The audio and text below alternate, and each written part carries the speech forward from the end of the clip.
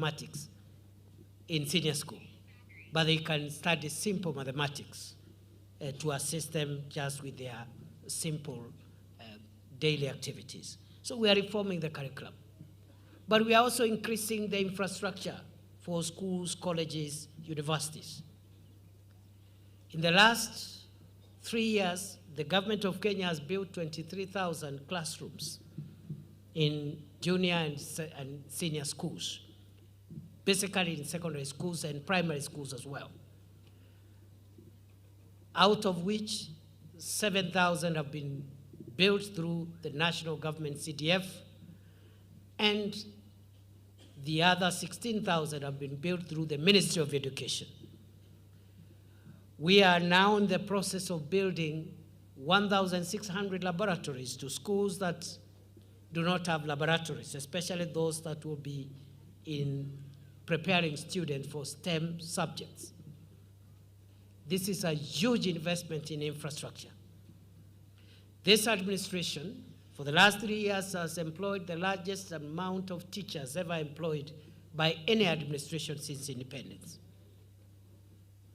Before 2022, every year we used to employ between 4,000 and 5,000 teachers a year. We realized many schools don't have enough teachers, and it is affecting the quality of our education system. Because a good education system must be accessible, must be affordable, must be relevant, and must be of high quality. And the teacher is the guarantor of all those variables. And so in the last 3 years, by close of this year, December, we'll have employed 100,000 teachers, almost 30% of all the teachers employed in Kenya since independence. Since 1963 to 2022, the number of teachers employed by the national government, by the government of Kenya, was slightly over 300,000 teachers. For 60 years, 300,000 teachers. In 3 years, 100,000 teachers. A third of the teachers of Kenya by December will have been employed by this government of President William Ruto. And therefore, we mean business. When we talk about transforming our education system, we mean business. We have also attended to TVET, and I know that is where most of you here are interested in. But I spend time speaking about the other areas of our education because I know we have parents here and even new graduates, your brothers and sisters who are in primary school, junior school, secondary school. But for TVET, we have also been deliberate. In 2022 September, when President Ruto was sworn in office, we realized that there are more students in universities than in TVETs. While policymakers, education policymakers tell us that you should have more students in the TVETs and tertiary institutions than those that are in universities. We had only 297,000 students in all the TVETs in Kenya, and we have almost 1 million students in the universities. So we undertook certain policy and administrative changes to ensure we increase the enrollment of the students in TVET. I am happy to report today, 3 years later, today, 3 years later, to the month, we have raised the number of TVET students from 297,000 to 700,000. We target that number to reach 1 million by the end of this year and to reach 2 million in the next 1 year. Again, we have democratized the curriculum in the TVETs so that today we want both full-time students in TVETs, but you can also have other people who are already in industry, many of them in Juakali, but they are not formally certified, to study and get certified and qualify.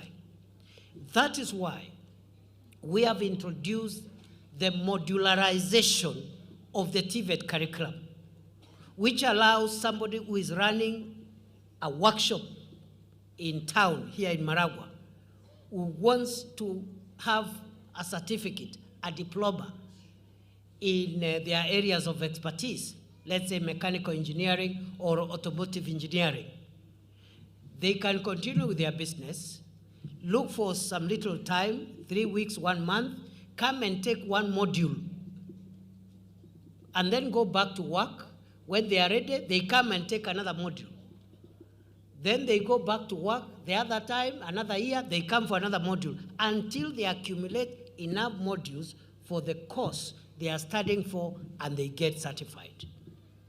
The modularization, therefore, of the TVET curriculum is a game changer and will assist very many people in industry who are already practicing artisans and technicians to get qualified without having to stop their businesses and come full-time for 3 years, for 2 years, as has been the case.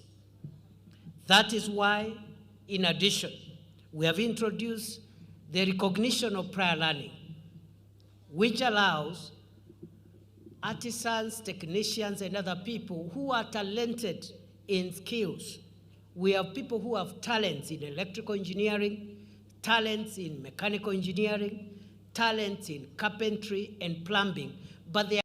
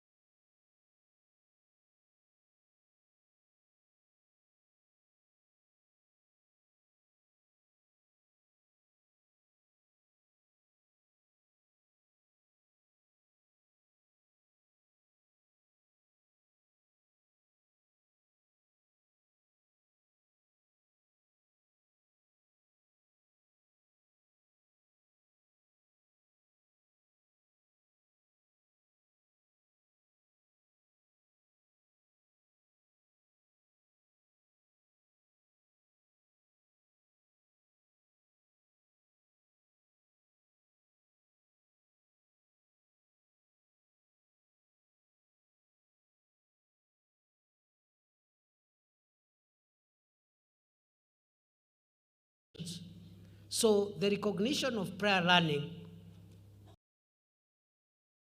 over.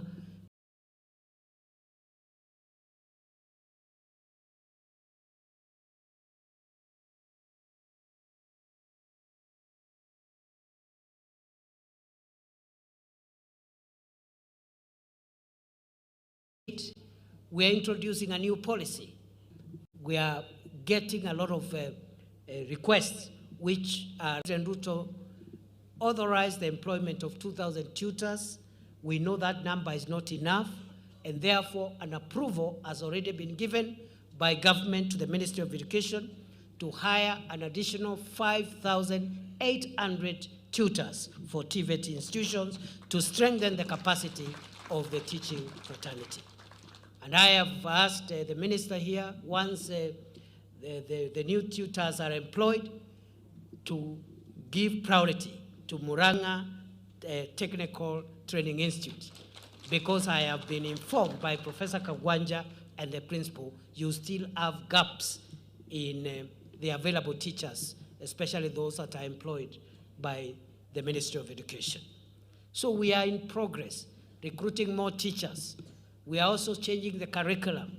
We are modularizing the curriculum.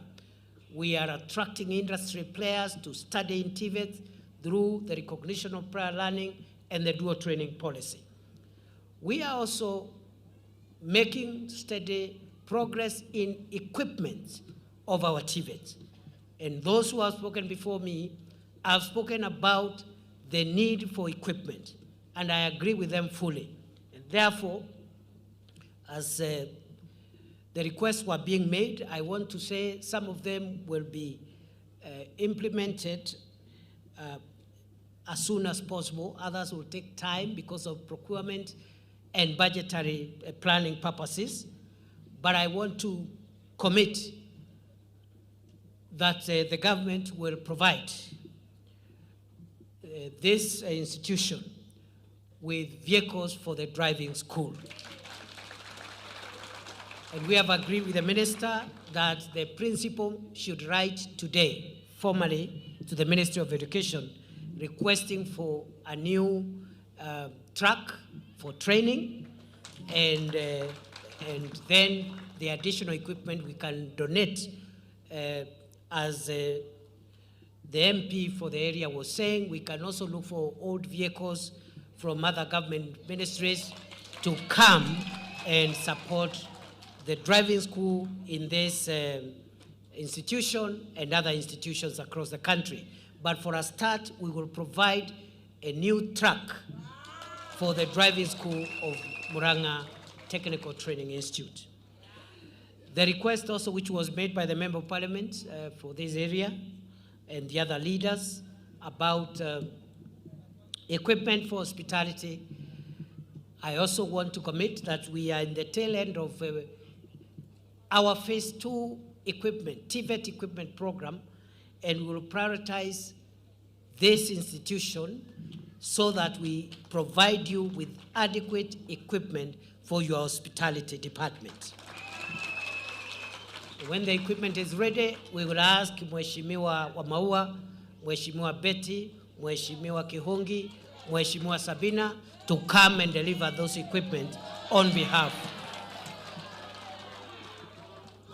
So we mean business, and we are focused. We know what we need to do. Some of the things we've done, others we are doing now. What we have not done, we will do it, because we still have 2 years before the next election. So we are committed to make TVET what it should be. We have also assured the funding model for higher education protects the funding of TVET so that you have enough money to keep students in school. And therefore, today, it is my joy to celebrate with you, those of you who are graduating. And before I forget, a request also has been made for the road. But Mheshimiwa Wamaua, I don't think that road is 700 meters. I think you are trying to make it shorter so that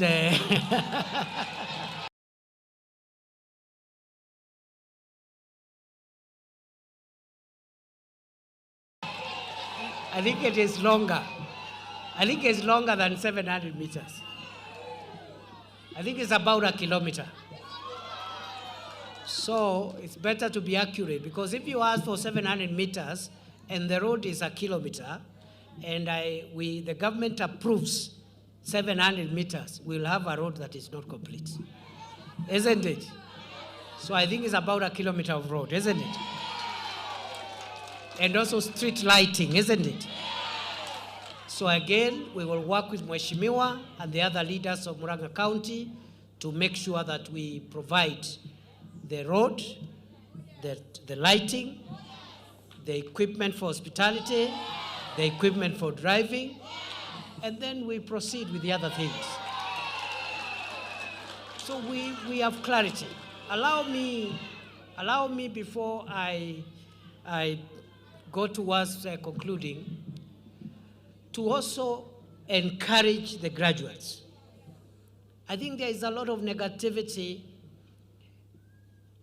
especially on social media and from politicians who are negative. Because leaders and influencers must create hope, not create despondency and create depression and discourage young people. We must have hope in young people, see the potential they have and value them, and deliberately look for solutions of creating enough jobs and income opportunities for our youth as opposed to discouraging them, telling them there are no jobs, telling them there is no hope. I want to stand here as Deputy President of Kenya, graduates, and the rest of you who are trainees in this institution, and all the young people of Kenya listening to us today. I want to tell you that you are a treasure for our country. We value young people. You have the energy, you have the skills, you have youth, which many of us do not have. And the future of Kenya is dependent on you. And this government is leaving no effort towards creating opportunities for you and making as many of you as possible have a comfortable start when you leave college in terms of getting jobs and also having opportunities even to create jobs and do your own businesses. We are now running the affordable housing program across Kenya. That affordable housing program is to provide housing which many Kenyans could not have afforded. Housing at a cost that many of the people who want decent homes can afford. But it is also a job creation strategy. Beyond providing homes, it is also creating jobs for our young people. The majority of the people today employed in the various affordable housing projects across Kenya and market construction projects across Kenya, many of them are graduates of TVETs. Because for every affordable housing project, for every market we are constructing, for every hostel we are constructing, including the hostel we are constructing here, you have a plumber, you have an electrical engineer, you have an electrician, you have a mason, you have a fundi, we have all fundis, masons, plumbers, you have engineers, uko na watu hata ya mkono. But the majority of the people now running the affordable housing program are young people, and I am proud to report we have created jobs for 350,000 young people. Many of them are TVET graduates through the affordable housing program. And that program is not stopping. It's not stopping anytime soon. It is sustainable. It's a long-term program of this government, and we are targeting to increase the number of young people employed under the affordable housing program from the current 350,000 to 500,000 by the end of the year, and we want the number to reach 1 million young people by 2027. We also have another program for digital jobs. Many of you are using the Jitume Lab here in this institution. The president came here, promised 100 computers for the Jitume Lab. Your Mheshimiwa wa Maua, Mheshimiwa Sabina, Mheshimiwa Betty, Mheshimiwa Kihungi, when they met the president as Muranga leaders, they pushed that this Jitume Lab be fully equipped. Already 30 computers are here. The remaining 70 computers are on the way. Young people are earning money on the internet because they have skills. They have technical skills in ICT. So they can go and do forex trading. They can go there and do website design, app development. They are earning money. They are students. We want to increase the number of ICT hubs in Kenya so that in the digital hub space, we increase the number of young people who are currently earning money from digital jobs. We increase that number from the current 180,000 in Kenya to 500,000 in a year and to 1 million young people by 2027. So you have 1 million young people under affordable housing. Then we are also targeting 1 million young people under digital jobs. It is possible. It is very possible. We have a program we have rolled out called Nyota, the National Youth Opportunities Training Transformation towards advancement, sorry. That Nyota program is funding small businesses. Many of them are run by graduates of TVETs. So your micro businesses, a small workshop somewhere of furniture or something, a bakery or something, some hospitality business. And we are saying youth-led businesses. In every ward, we will get 70 businesses, which will receive support from the government of Kenya of 50,000 shillings to expand on the business. These are initiatives, Nyota, the affordable housing program, the digital jobs program. And then finally, we have another program we are calling Kazi Maju. In Kazi Maju, there is a high demand for TVET graduates. Many countries don't have enough electricians. They don't have enough plumbers. They don't have enough mechanics. They don't have enough drivers. And over the last 3 years, we've been able to support 430,000 young Kenyans to work overseas, earn money, send money home, and build the economy of Kenya.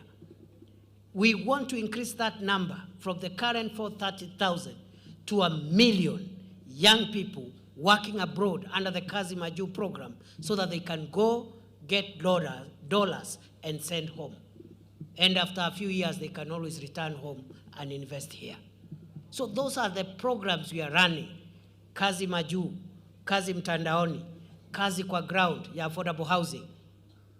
We have even job program for others who are not as qualified as you are, like the Kazi Mutahi program. The Kazi Mutahi program, we are starting with 200,000 young people across Kenya. We have already employed 45,000 to clean Nairobi River. Nairobi River now looks different. So we want to take that in every county, in every sub-county.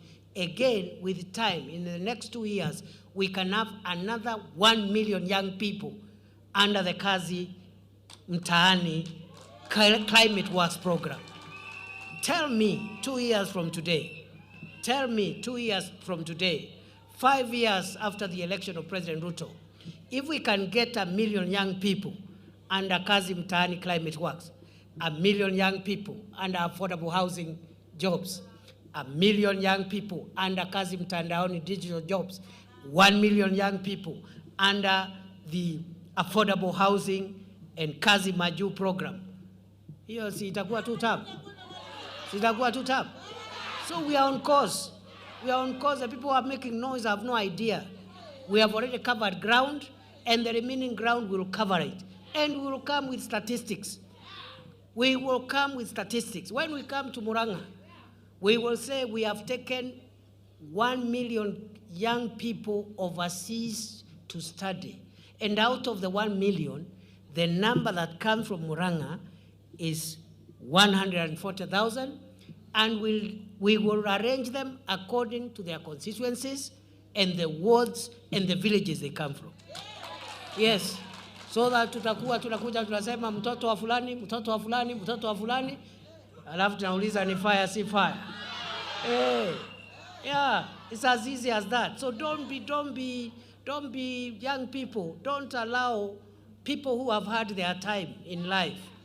The old people like myself, they have had their time, they have educated their children, they have run businesses. They are trying to make you feel defeated and preaching hopelessness on you. I want to tell you, you are the hope of Kenya. We will go out of our way to create opportunities so that that hope can be realized. Musiwe na wasiwasi. And we will come with data. Kama ni watu ya affordable housing, majina yao ni hii. Per village, per ward, per constituency, per county. Wale wengine nao wakuje na data yao. So finally, wanafunzi, because I know you have a long day ahead, you want to go and celebrate with your loved ones, your parents, your guardians, you want to leave it there. But I had Wamaua. Oh yes, Wakoyo. Agreed. It is true Kakoigo Stadium is supposed to be upgraded. It is true your leaders met the president and reminded him of that pledge. And it is true also, we will build Kakoigo Stadium. And therefore, you give us like 2 months, we finish the procurement process. I am the one who will bring the contractor for Kakoigo. Hiyo sitatumana, mimi ndio nitakuja na contractor. Na hiyo kwa sababu sitaki ingizwe siasa pale, hiyo itajengwa na very good contractor na itasimamiwa na Kenya Defence Forces. Yes, utaki mchezo. We don't want to bring a contractor hapa alafu aanze kutuongeleza Kiswahili na Kiingereza na kampeni na karibia. So I will bring the contractor myself. Na nitakuja na watu wa Kenya Defence Forces na waziri wa ulinzi na PS wa defense, tutakuja nao hapa. Si namna hiyo? Si mambo ni namna hiyo? Sasa ile imebaki ni moja hapa. Nimesikia huyu barabara tulimaliza ile ya Ishagaki. It's done. Don't worry. Sasa ati nilisikia huyu mheshimiwa Maua, na hao viongozi ni viongozi wazuri. Huyu wa Maua wakiwa na Betty, wakiwa na Sabina, wakiwa na Kihungi, wakiwa na Veronica Maina, wametetea hii serikali, wameng'ang'ania hii serikali, na hii matunda yote mnaona serikali kileta hapa ni kwa sababu ya hao viongozi ambao wamesimama na hii serikali. Kwa sababu wamejua wasipotafutia watu yao maendeleo hawatakuja hapa 2027 kupeana mastori. Ama namna gani? Hao viongozi ni fire si fire. Ni fire si fire. Ni noma si noma. Huyu wa Maua anatosha. Anatosha wa Maua. Ni wa Maua anatosha. Huyu Betty anatosha. Betty anatosha. Na huyu Sabina Chege anatosha. Na huyu mbunge wa Kangema anaitwa Kihungi. Na hao MCS wetu ni fire si fire. Noma si noma. Hao majenzi wanatakanga hii ya mbwekse. Mnatakanga hii ya mbwekse. So tuendelee namna hiyo. So we'll continue reforming TVET. We'll continue reforming our education. We'll continue employing teachers. We'll continue equipping schools. That is how you transform a country. So hii stadium tutajenga, the road, the lighting, the equipment of hospitality department, equipment of the driving department, and all the other requests that you have made. Si namna hiyo? So ya mwisho, hawa waheshimiwa nilisikia wakisema ati kuna bash. Hawa wamewapangia bash. Wamefanyia nyinyi mapati. Walisema wamewafanyia. Walisema wanangojea masaa, waliwafanyia. Si walisema? Si nilisikia Betty sawa hapa akisema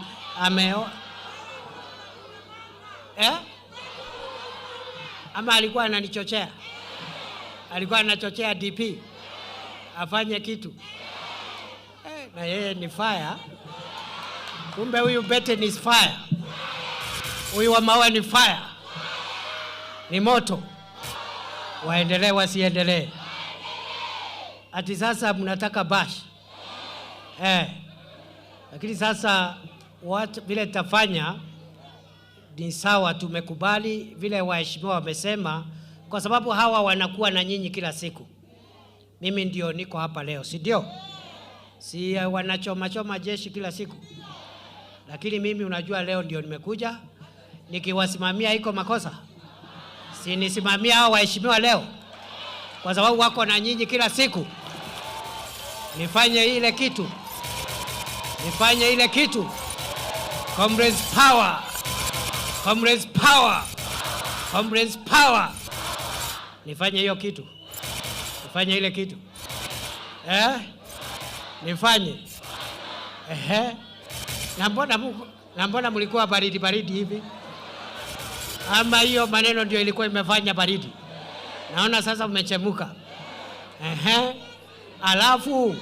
Alafu niwaulize sasa, tukifanya namna hii na tuajiri walimu na tulete hiyo mambo ingine tumesema, alafu hii mambo ingine ya bash tufanye, iko swali tena? Kuna swali ingine? Sinifaya ama itakuwa tu tabu? Are you sure? Ama mnanipanga tu? Ni fire si fire, ni fire si fire, noma si noma. Bas, kwa hivyo kwa heshima yenu, hata wazazi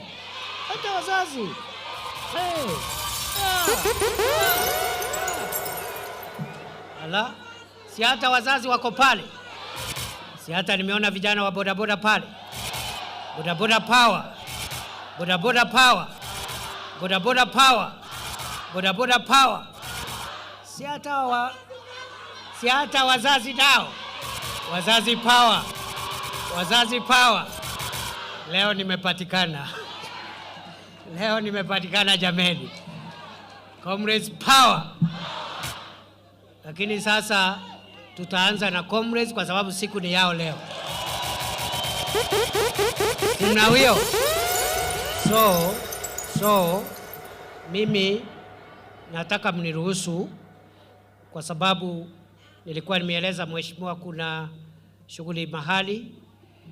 Mheshimiwa wa Maua ndio nataka niwache hapa, na ako na maneno ya comrades, ako na maneno ya wazazi,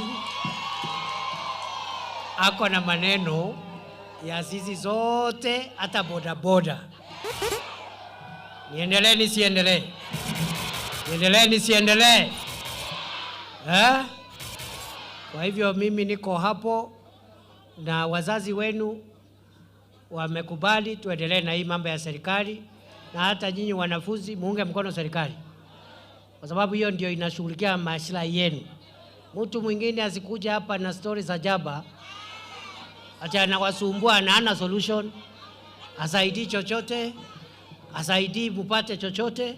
So I think tuko sawa, na mimi nitarudi hapa siku nyingine. Si namna hiyo? Si namna hiyo? Nimekaribishwa tena na wazazi peke yao ama hata na comrades? Hata comrades. Comrades power. Comrades power. Wazazi power. Wazazi power. Bodaboda power. Bodaboda power. Fire si fire, noma si noma. Naomba tusimame kwa wimbo wa taifa jameni.